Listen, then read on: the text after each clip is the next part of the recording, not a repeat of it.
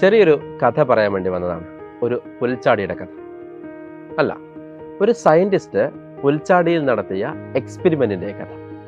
ഈ സയൻറ്റിസ്റ്റ് ഒരു പുൽച്ചാടി എടുത്ത് ഒരു ട്രാൻസ്പാരൻ്റ് ഗ്ലാസ്സിലേക്ക് ഇട്ട് വെക്കുകയാണ്. സ്വാഭാവികമായിട്ടും പുൽച്ചാടി ചാടിക്കളിക്കും.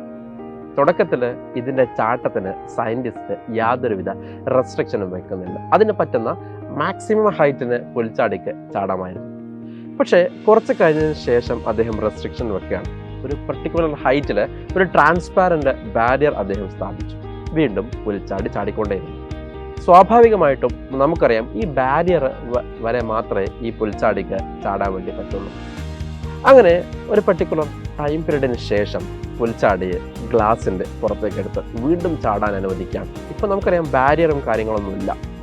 പക്ഷേ ഇപ്പോൾ നമ്മുടെ പുൽച്ചാടി ചാടുന്നത് ആദ്യം ചാടിയ ഹൈറ്റല്ല, രണ്ടാമത് ചാടിയ റെസ്ട്രിക്റ്റഡ് ഹൈറ്റാണ്. അഥവാ പുൽച്ചാടിക്ക് ചാടാനുള്ള കപ്പാസിറ്റി കുറഞ്ഞിരിക്കുകയാണ്. മക്കളെ, ഇതുപോലെയാണ് നമ്മുടെ ബ്രെയിനിൻ്റെ അവസ്ഥ. നമ്മുടെ ബ്രെയിനിന് നമ്മൾ എത്രത്തോളം ട്രെയിനിങ് കൊടുക്കുന്നു അത്രത്തോളം അത് ഡെവലപ്പ് ആയിക്കൊണ്ടേയിരിക്കും. എങ്ങനെയാണ് ബ്രെയിനിന് നമ്മൾ ട്രെയിനിങ് കൊടുക്കുക? ഒന്നുമില്ല, അത് ഉപയോഗിച്ച് നമ്മൾ ചിന്തിക്കുക എന്നുള്ളതാണ്. എങ്ങനെയാണ് ചിന്തിക്കാനുള്ള അവസരം ഉണ്ടാക്കിയെടുക്കുക? നമ്മൾ മാക്സിമം ക്വസ്റ്റ്യൻസ് ചെയ്യുക എന്നുള്ളതാണ്. മാക്സിമം ക്വസ്റ്റ്യൻസ് ചെയ്യുന്ന സമയത്ത് നമ്മൾ കൂടുതൽ ചിന്തിക്കുകയും കൂടുതൽ കണ്ടന്റ് പഠിക്കാനുള്ള ടെൻഡൻസി ഉണ്ടാവുകയും നമ്മുടെ ബ്രെയിൻ അതിനനുസരിച്ചിട്ട് ഡെവലപ്പ് ആവുകയും ചെയ്യും. നിങ്ങളൊരു കോമ്പറ്റീറ്റീവ് എക്സാമിന് ശ്രമിക്കുന്ന കുട്ടികളാണെങ്കിൽ, നിങ്ങൾ നീറ്റ് അല്ലെങ്കിൽ ജെഇ ആയിക്കോട്ടെ, ഏത് കോമ്പറ്റീറ്റീവ് എക്സാമിന് ശ്രമിക്കുന്ന കുട്ടികളാണെങ്കിൽ, നിങ്ങളൊരിക്കലും +1ഉം +2ഉം കഴിഞ്ഞിട്ട് ഞാൻ ഇതിനെക്കുറിച്ച് ചിന്തിക്കാം എന്നൊരിക്കലും വിചാരിക്കരുത്. ഇപ്പോൾ തന്നെ നിങ്ങളുടെ ബ്രെയിനിനെ നിങ്ങൾ ട്രെയിൻ ചെയ്തുകൊണ്ടേയിരിക്കണം. ഇപ്പോൾ തന്നെ നിങ്ങൾ കൂടുതൽ ക്വസ്റ്റ്യൻസ് വർക്കൗട്ട് ചെയ്തുകൊണ്ടിരിക്കണം. ഇപ്പോൾ തന്നെ നിങ്ങൾ കൂടുതൽ കണ്ടന്റ് പഠിച്ചുകൊണ്ടേയിരിക്കണം.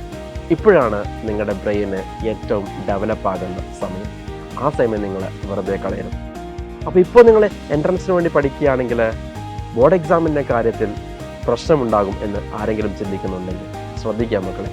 നമ്മൾ എൻട്രൻസിന് പഠിച്ചു കഴിഞ്ഞാൽ ബോർഡ് എക്സാം വളരെ സിമ്പിളായിരിക്കും. കാരണം ഏത് ബോർഡ് എക്സാം ആണെങ്കിലും ജെയുടെയും നീറ്റിൻ്റെയും ഒക്കെ വെറും സബ്സെറ്റ് മാത്രമാണ്. സോ ബ്രെയിൻ ഡെവലപ്പ് ചെയ്യാനുള്ള ഈ സമയം നിങ്ങൾ വെറുതെ കളയരുത്. കാണാം.